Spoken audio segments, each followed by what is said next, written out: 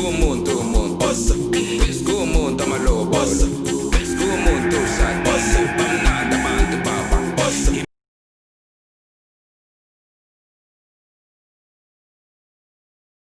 So with the Zara account, you'll see at the top it says the account value is 3,148 rand. Our current profit on this thing is 1,160 rand 47 cents, which I think is quite good. And the total profit and loss in total of the whole account is 58 rand, no 58 rand, 58%, which I think is quite a good return.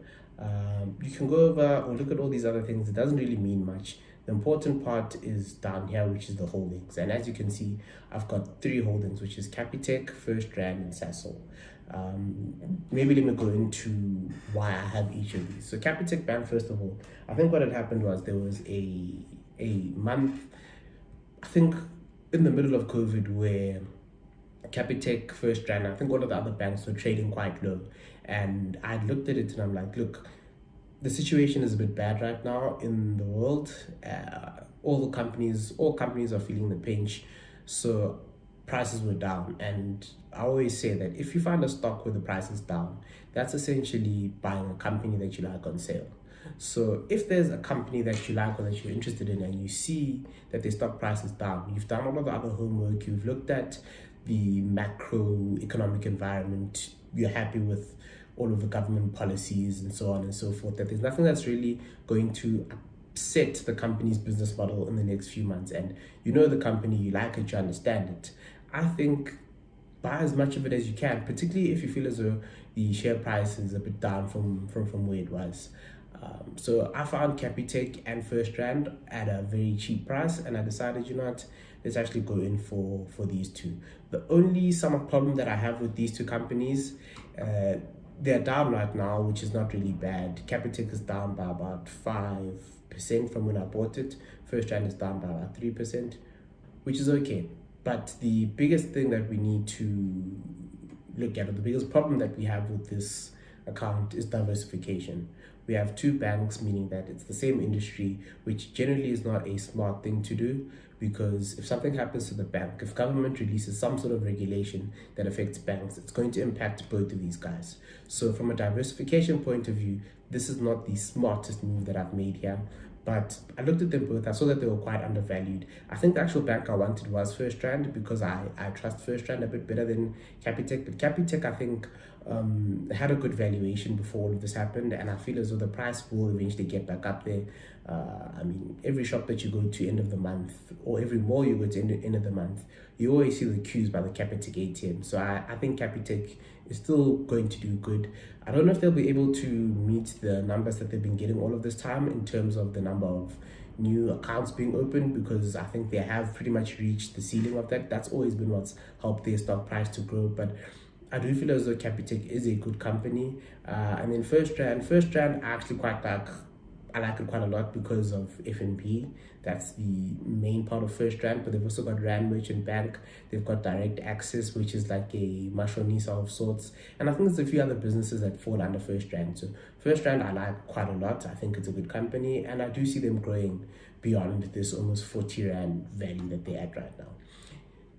Just below that then is the big guy, the guy who's given us almost 80% growth or profit so far on the money that we've put in, and that's Sasol.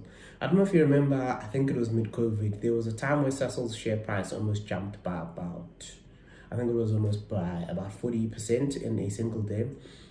And funny enough, on the day before that, I'd actually bought some Sasol stock. I actually got the idea to trade Sasol from my cousin, who I just asked to look over a few stocks for me and actually decide what would be the best, just as we both tried to upskill ourselves on this thing. And he actually told me about Sasol, and he actually gave a really good case for why Sasol is a good company. And I just decided, let's go in on Sasol. And so far, it's been quite good. I mean, you'll see the purchase value I got on this was 1,490, which is about 1.5.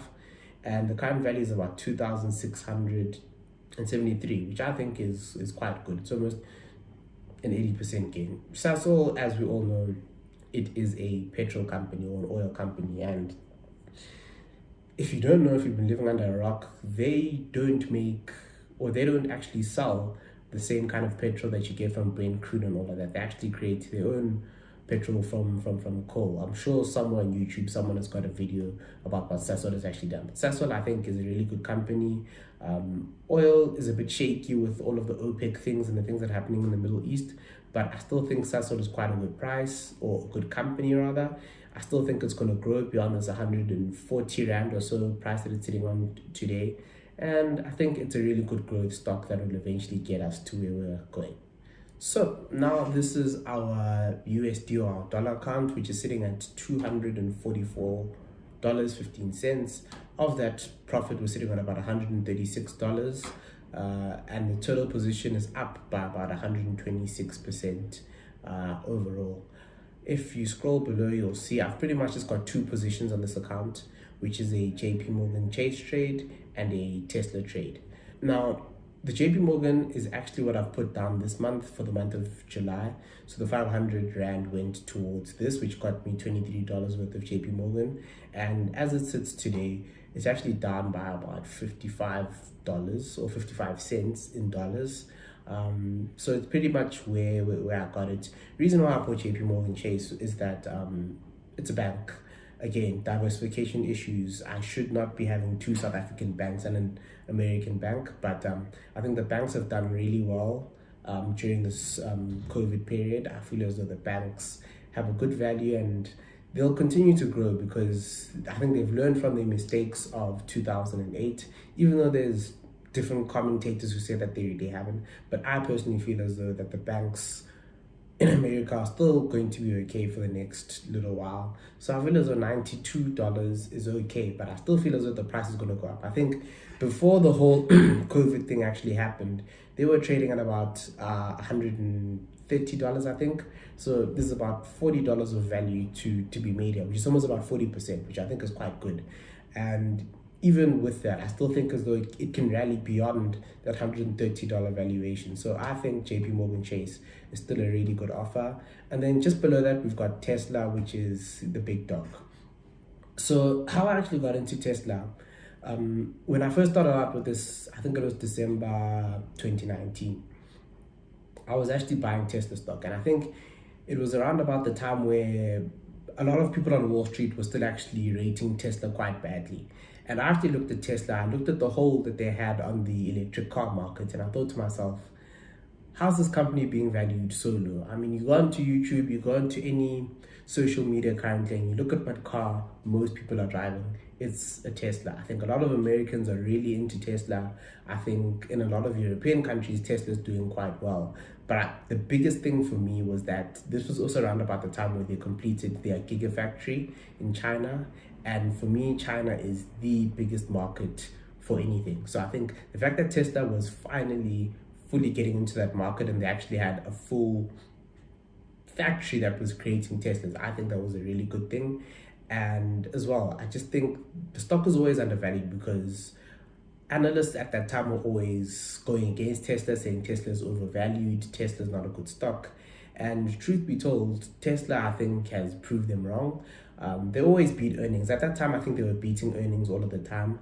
We're just waiting to see if they'll ultimately make profits. And I think as well, they're due to be on the S&P 500, which can be a good thing, can be a bad thing. But I think even at its current price of 1,400, I still think Tesla is quite undervalued. I think this is a really good company that's going to be up there with your Facebooks, your Apples, your Googles, and all of that. I think it's really at that level. I think all of the other automakers are just far, far, far behind Tesla with all of the innovation that they have, all of the things that they're doing. I think Tesla is going to be a really, really, really big company. My only problem is that it's a bit too expensive now to try and put more stock onto Tesla. If it was up to me, I would invest pretty much the whole portfolio on Tesla. Not just because it's done so well for me. I think it's up by about 162%, which is really good. That's in line with our goals. But I feel as though this company is still going to go high and high. Like I said to you, China is a big market for them, and the virus sort of interrupted the rally that they were on. But trust me when I say to you, this company is still going to go up. Even though Elon Musk will tweet every now and again and it will bring down the price, if you're in this for the long term, his tweets really shouldn't affect you. If this price goes down by $100, $200, $300, I can really see myself buying a lot more. Because if this can get to under 1,000, I'm telling you, I'm going to put more. There's actually an account on Instagram that I have for MB Invest, where I've actually spoken about how at the beginning of the year I felt as though the stock was going to rally to 1,000, and it's actually even surpassed that now. And I think Tesla is really, really a good stock. So that's pretty much how I'm sitting on this account. So just to recap then, the total position that I'm on, we're looking at about 1,348 Rand for the ZAR account and $244 for the USD account, which is more or less about 4,100 Rand in today's money.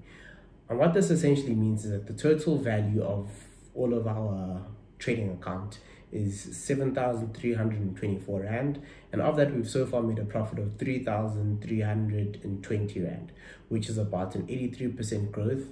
And if you actually take into consideration the fact that that's basically just off of Sasol and off of Tesla, and that we still have First Rand Bank, we still have Capitec, and we still have JP Morgan that can still grow, I think the account is sitting in a good spot.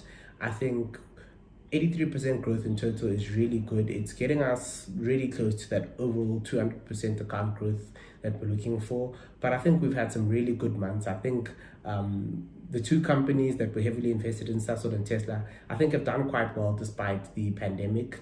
I think time will only tell how that's going to happen. And I think until the actual pandemic is over, we won't really know what things are like. But the way I see it is that you're never going to get this opportunity again to invest in some of these stocks that are really, really, really cheap right now.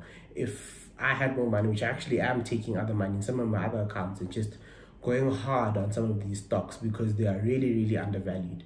We'll actually speak about maybe one day my dividend account where I show you the one company that I'm pretty much going all in, trying to get as much as I can of that, which again, diversification is something that I'm working on. But find a company that's undervalued right now, get their stock on sale. It's currently on sale. I know people like to buy things on sale here in South Africa. So stocks are on sale right now. Take it from me. Open an account, buy the stocks, and let's watch this money grow.